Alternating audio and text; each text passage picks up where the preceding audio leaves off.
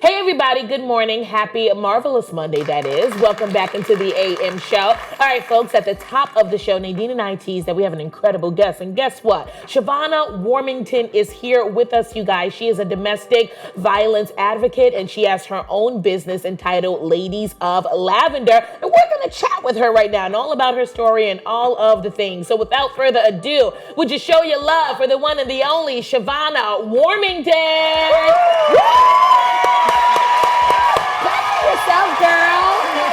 Yes. Clap for yourself. Lift your head up. Clap for yourself. How are you? I am amazing. How are you guys? Good. We're doing really, really good. Thank you so much for coming and joining us on the AM show today. And I want to get right into the meat of the sandwich. Now, Shavonna, you have a business entitled Ladies of Lavender. Yes. And I know that you are a spokesperson for domestic violence. You really, really advocate, of course, against that. But I want you to take us to the genesis. Tell us a little bit about your story and how you got to creating Ladies of Lavender. So I'm a survivor of 7 years of domestic violence. And that's what prompted me to do something to provide a service I know I needed at the time and didn't have. So I realized that when it comes to domestic violence or any form of violence, the main issue is how to escape. So of course, there's always a game plan of the emergency exit, what you need, clothes, things like that for yourself if you have kids, your kids. But how do you physically get out? I didn't at the time have a mode of transportation to get out of there. So I had to rely on cabs and things of that nature. What I do is provide the emergency transport service to get the victims out of places of abuse, whether it be from domestic violence, rape, or sexual assault. So we get the calls, we go to the location, we work out a way to get you out of the house if we can. If not, we have to go in. If we have to go in, of course, we're going to side with NYPD to help get the victim out. And we get you from the place of abuse to a safe haven, whether it be a relocation to family outside the state, outside the city, or to a tier 1 shelter in the city.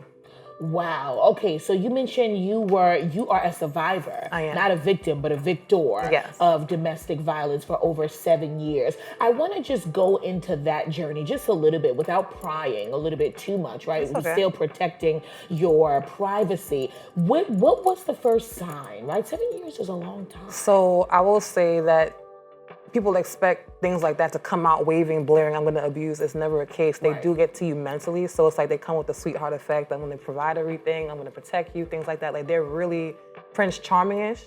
And then it's a game change. Like little things that you don't pay attention to. Like, oh, that outfit doesn't look too right. Maybe you should wear this. Or they don't like your friends, or they try to piece you away from your family and friends, your safety net. They start to control your money, control how you eat, your location.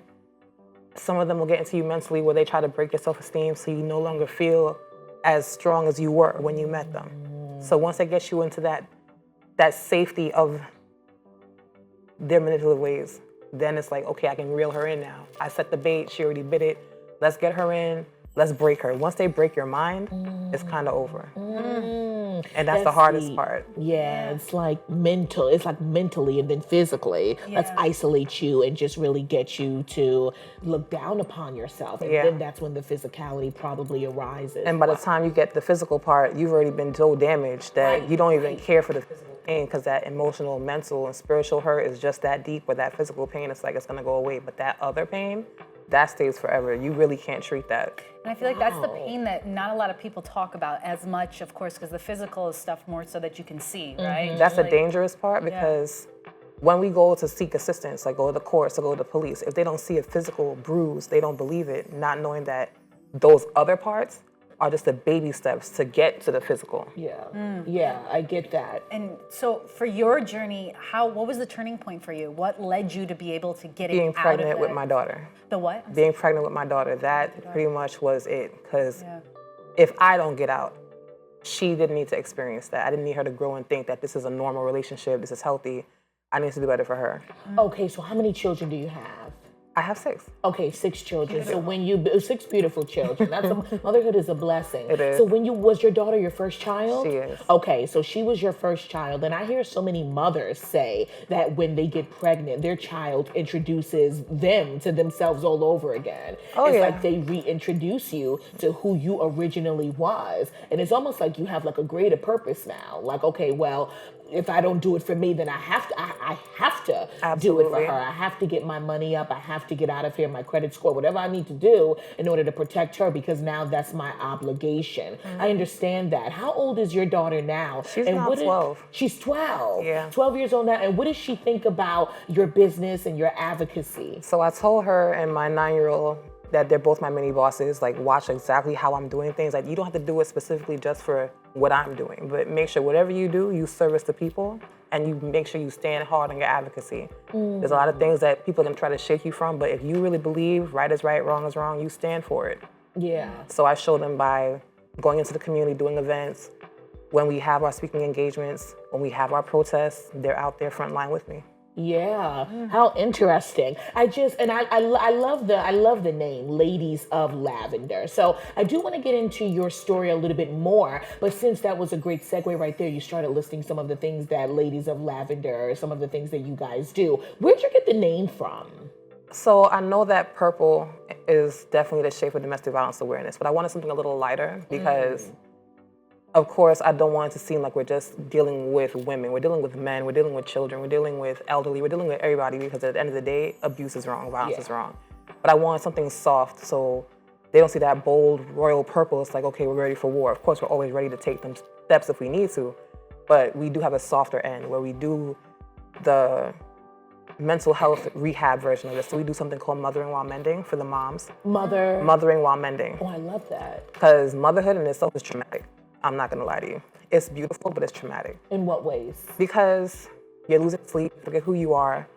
You completely let yourself go and you're breaking away so you can pour into your children, which is a good thing, but you have to learn to come back and rebuild yourself. So when we're dealing with recovering from abuse, it's hard to heal while doing that. Because you're also dealing with all this other parts of motherhood that no one wants to shed light on. Yeah. So we started doing that. We have, of course, something for the men. So we deal with the fathers who are dealing with abuse, recovering. And we have that soft aspect with the school as well. So we go to the schools and we tell the teachers, like, hey, you have students who are in your building who are witnesses to violence or they're victims themselves. A lot of these behaviors you're seeing aren't because they want to be bad. They just don't know how to communicate, I saw this or this is being done to me, because of course there's that keep what happens in the home aspect. Yeah. So you have to know how to read the behaviors and find other routes to get into what's happening without making them feel like they're breaking a promise they swore to never tell. There's different ways to do it. Yeah, it sounds like a lot of community outreach. That lady, I hear that. We're gonna get into that. I hear that. Yeah, having kind of a tribe around you. You in need a it. sense, right? How pivotal is that to have? I didn't know how much I needed a community until my community came out. And you never really know how much you do until they start to give back to you. So like right now, I'm currently recovering from heart failure. And Wow. it's from having pregnancies back to back. Okay. And I know right now I can't do things I'd like to do. So I had thought to stop everything. My community said no. They started holding spaces where I could hold my events safely without being exposed to the public. They've helped to give products that we can give to people in need. So we stopped doing just TV. We started doing community outreach, community giveaways, community baby showers. Moms getting full year packages for the first year of their child's life to have clothes, diapers, formula, things like that. And even if I can't do it, the people close to me who know what I do, they keep it going. Yeah. And it's not even just here, like we've expanded abroad. So it's happening across seas now. Wow. And we're making sure that this keeps moving. Wait, tell us about that. So tell us about one of the my expansion. business members, she's in Spain. So she's over there doing the work as well. We have members in the UK, we have members across in Jamaica. Wow. We're definitely expanding. Wow. Wonderful to be able to hear that. Now, what was that pivotal moment for you when you went from, you know what, I don't want to just be a survivor, I want to help other women become survivors. What was So that I feel moment like for you? for me to survive a storm, it doesn't make sense for me to hold on to this umbrella. I gotta pass it to the person behind me so they can too get shielded from the storm. It doesn't make sense to survive if you're not gonna teach the rest of them how to survive or even how to avoid it, so they don't have to even go down that path. I don't think it's in vain to make it this far. So my thank you going out to the universe is like, let me help these people. Let me teach the kids in school what to look out for, so while they're going through that teen dating phase, they see these red flags from now. They can know who they are from now, so some outsider can't shake them down. to break them to nothing. You know what I see a lot of that is disturbing? A lot of teenage girls actually are in domestic violence situations. They're in really toxic relationships with men and women, men or women who abuse them. Why does it start that young? Because I've said 14, 15 years old and you're telling me that your boyfriend slapped you. So I'm and going to say something. And you're in 10th grade, headed to Spanish class. It's going to strike a lot of people. When it comes to that age group, we have to look into where they're coming from. So that breaking chain where some of us come from that culture of always beating your kid, that has to stop. Because when you get a child normalized to getting slapped around a lot, it's no different from you doing it versus the person they're dating. It's like they're now used to it. Like, this is supposed to happen because I did something you didn't like. Versus just speaking to them, like, I didn't like this, let's not do this again, explaining to them why. It's okay. So it comes from, unfortunately, their background. If they're used to getting that, they're gonna continue taking it. So it has to stop somewhere. It has to stop. So those who are listening, definitely rethink your approach with your kids, because if you get them conditioned to being exposed to that, they're not going to think to run away from it later. How important is gentle parenting in that regard? Gentle parenting has its limits. Be wise with gentle parenting. Okay, elaborate. Be very wise. So, of course, you can't go to blows or everything. You shouldn't. Find an alternative route. Mediation is very important. If you could find a mediation center local to where you live, you could do that and find a common ground between you and your child. Sometimes there's a gap. Sometimes they feel like they're not being heard. Sometimes the parent doesn't feel like they're being heard. But there's always a way to get to a common ground without coming to blows. Your house is something that should be a safe haven for your kid.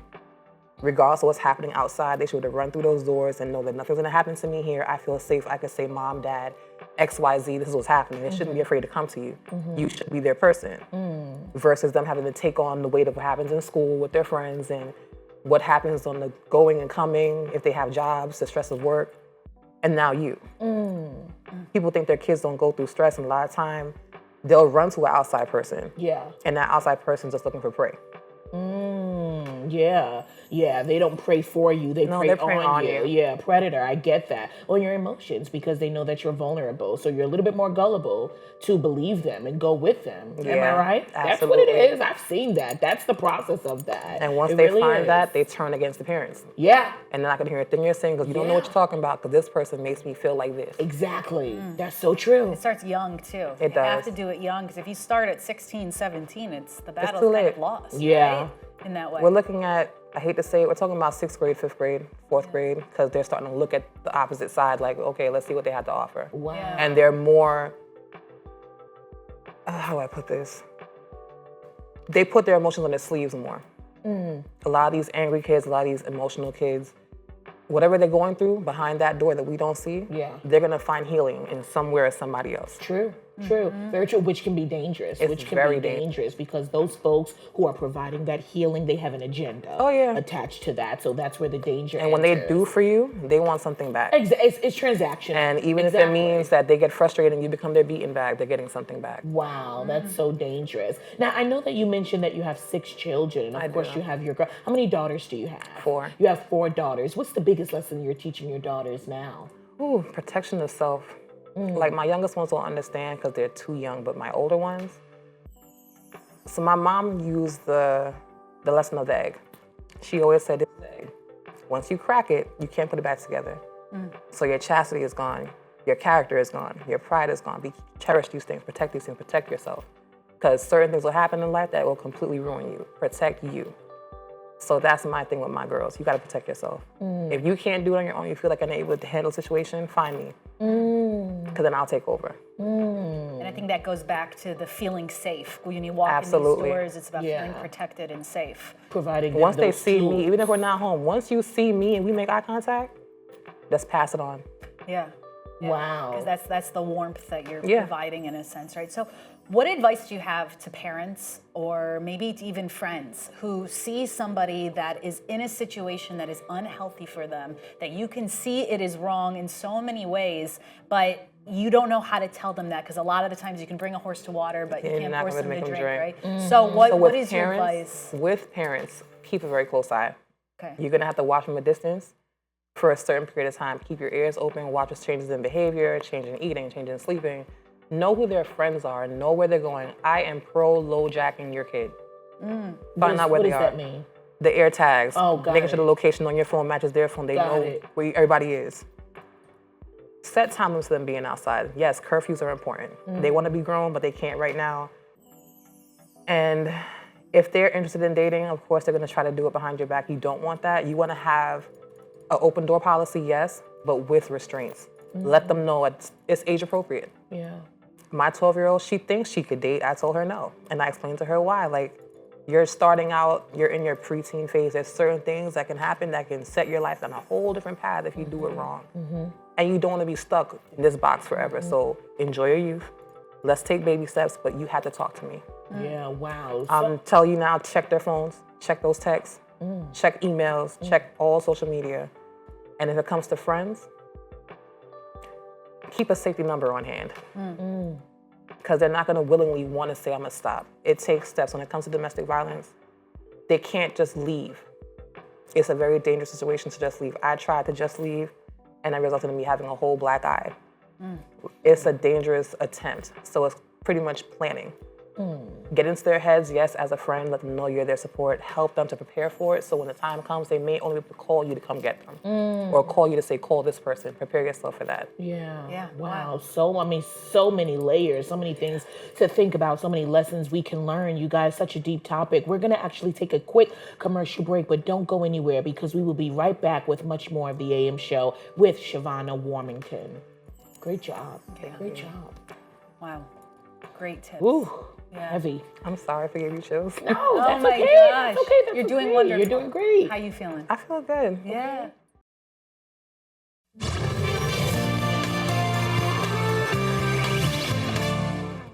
Hey everybody, welcome back to the AM show. Yes, we have our special guest here, Shavonna Warmington, who's back with us, who is the owner of Ladies of Lavender, which is a nonprofit that does help women who have been through domestic violence. You help those survivors out, and you're giving us a lot of great insight and advice for people who may need to hear it. Maybe some people who may not know that either someone that they love is experiencing this, maybe they themselves are experiencing something like this. Yeah. But we were talking a little bit outside during our commercial break about kind of taking what people may read in books and actually bringing that to life, because what you've done is sadly, but also in a way that's now helped people, is you've lived it, right? You've lived it and you're taking your struggle and helping those survive. So tell us a little bit about why that's so important for people to hear from someone who's actually been through it. So you can read whatever you want in books. If the person hasn't walked through fire, they can't tell you how hot a flame is. So that's how I take it. You can't tell me how to deal with domestic violence because of what you read in the book when I still carry scars from it.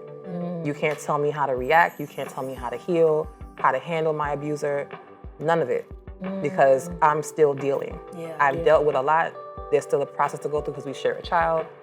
It's a whole journey that they don't talk about. And the way I feel, it never ends. Once the child is involved, until that child is grown and on their own doing great, once they still have that access, because of course you have to exchange for court visits, still have to co-parent by phone, by text, until that ends, you're not getting your life back.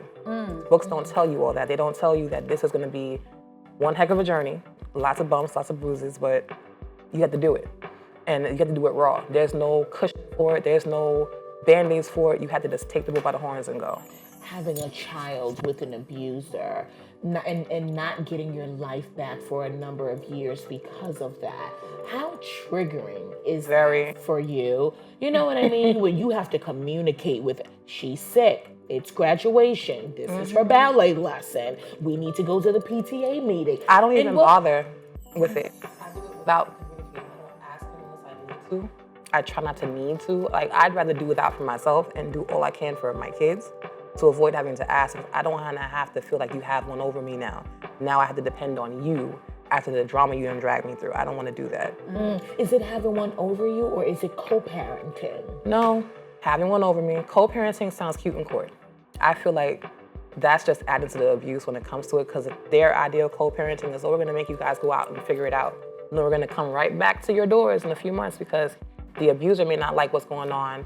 They use something called abuse by proxy.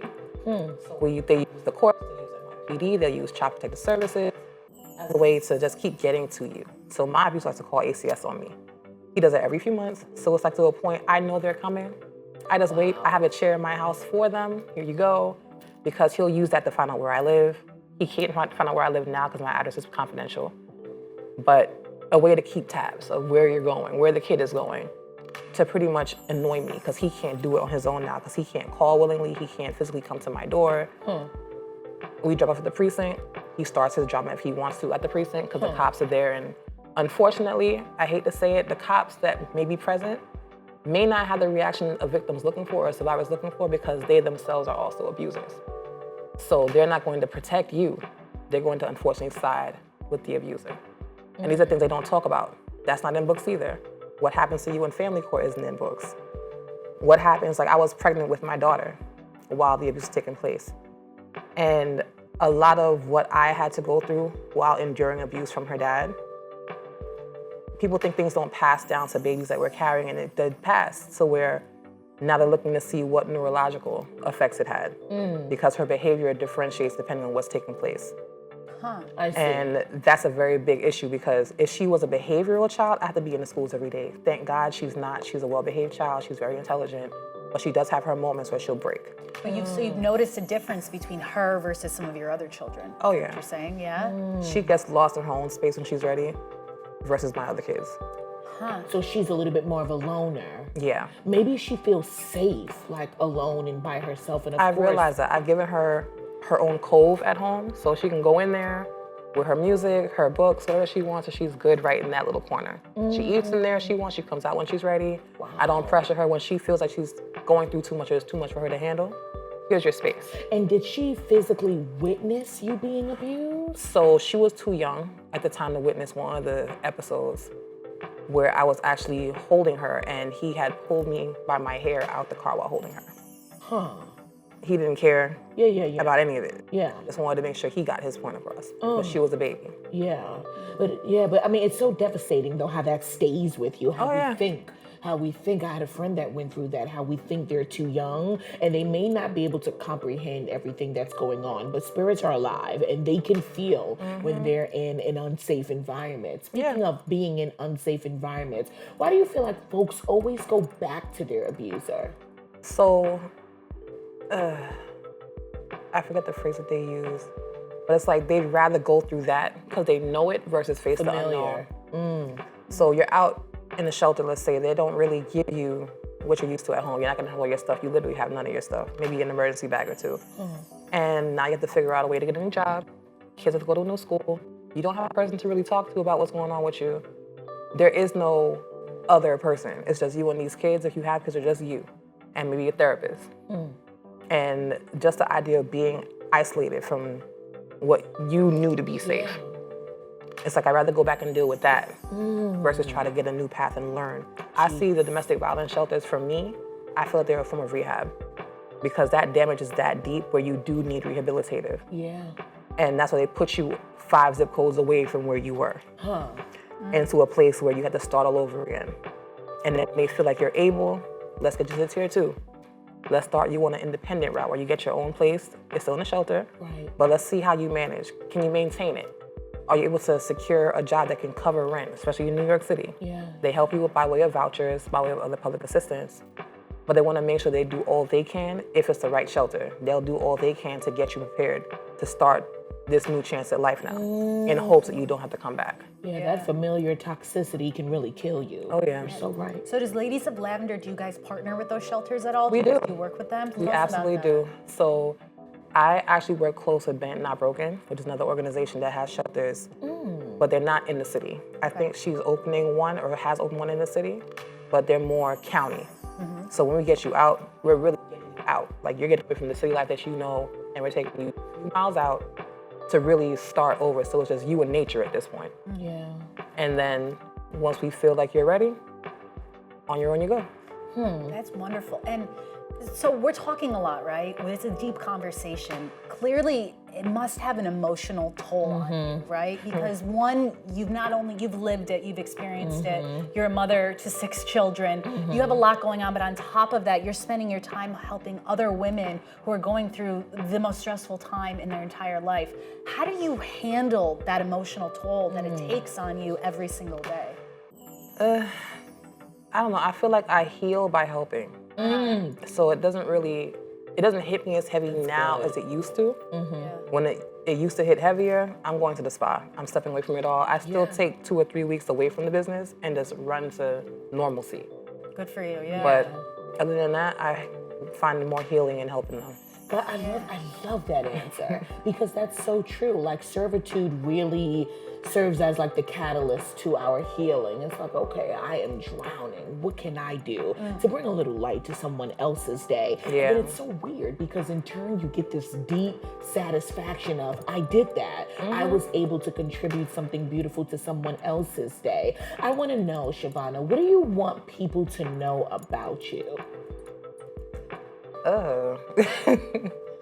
I like to say I'm pretty normal, but I see I'm not when it comes to what I do. So I just want to be that mark in history. That's what I want. I want people to know that I'm pushing my hardest to just make sure I leave my footprints here. Not just for the fact that I got kids, but people can understand that you don't have to go through this alone. There's always going to be organizations and people willing to help you. Don't think that this journey out of the domestic violence path is just you. You do have a village. You may not see them. There's a lot of people behind them curtains that you don't know are working on your behalf. If you make it known you need help, just know that I'm one of those people. And as long as I'm able to breathe and move, I'm gonna do my part. Yeah, I love that. Wow. Well, how powerful is that? I like that you say community and connectivity. Without that, we collapse. And showing up quickly. We talked about that a little bit during the commercial break. Not taking so long to show up for that brother or that sister of yours. Yeah, and I feel like those are just some like deep-rooted insecurities people have about asking for help. But it's so important to do that because you're talking about that community that now is here because you just said, hey, help me, I need the help. Right? You have We're to not ask. in this alone, right? And even though like I myself have been through that where I needed things done and I was made to wait, which I hated. I don't have patience. I'm a true Sag. I just turned 39 yesterday, so I'm on my energy. I have no patience. Like I'm gonna do what I gotta do for me, for whoever, and now because I've experienced it, if you tell me you need help, if I can't do it, I'm on that phone till I find somebody that can. I love that. It's amazing. Like I literally had my twins 2023, and I have a set of twins. And the day I had my twins and came home, I was back on the road. Wow. Back on the road, delivering what I need to deliver, helping who need to get help, moving who needs to be moved. It doesn't stop. And you do a lot. I saw those beautiful girl deliveries on your Instagram and your Facebook. I mean, everything is in that care package. From crayons to food. I saw that, from crayons to food to school supplies for children whose mothers and fathers maybe experience domestic violence. I love what you're doing. I think that you're certainly serving as an agent of change. Thank you. Really, tell folks where they can find you. So I'm on Instagram, Ladies of Lavender, INC, _, between the words. And if you can't find me there, find me on Facebook, Ladies of Lavender Inc., Gmail, Ladies of Lavender @gmail.com. And And you know what, Shavonna, we have about 30 seconds left. What's one piece of advice, right? A brief piece of advice that you can give to someone who's experiencing domestic violence? Don't wait out for change. They're not changing. If it happens once, it's gonna keep happening. Your mission is to get out by any means. If it's even for you to start getting emergency bags, leaving it at the corner store, leaving it at church, leaving it with your doctors, start getting the game plan set. Wow. So you may not have time to leave and get all your stuff. Just know that if you can't, organizations like my own, we keep emergency clothing on hand. We'll get you what you need by way of vital documents. Just get out. The key right now is to survive. Wow. Shavonna, thank you so much for being here, for being me. so vulnerable, for being so open, for all the work that you're doing with Ladies of Lavender. It is so important. Words cannot even express how important that is. Yeah. We so appreciate you. We support you, whatever we can do. And we hope that you are able to help even just one person out there. I think that is a massive success. So congrats to you and everything you're doing. Happy belated birthday once again. Thank you. That was Shavonna Warmington. Big round of applause. Thank you for being here. All right, folks, we're going to take a quick commercial break, but be sure to follow Shavonna on all social media platforms. We'll be right back after these messages. I love it. Amazing. Great job. Thank you, guys. Very good. Wow.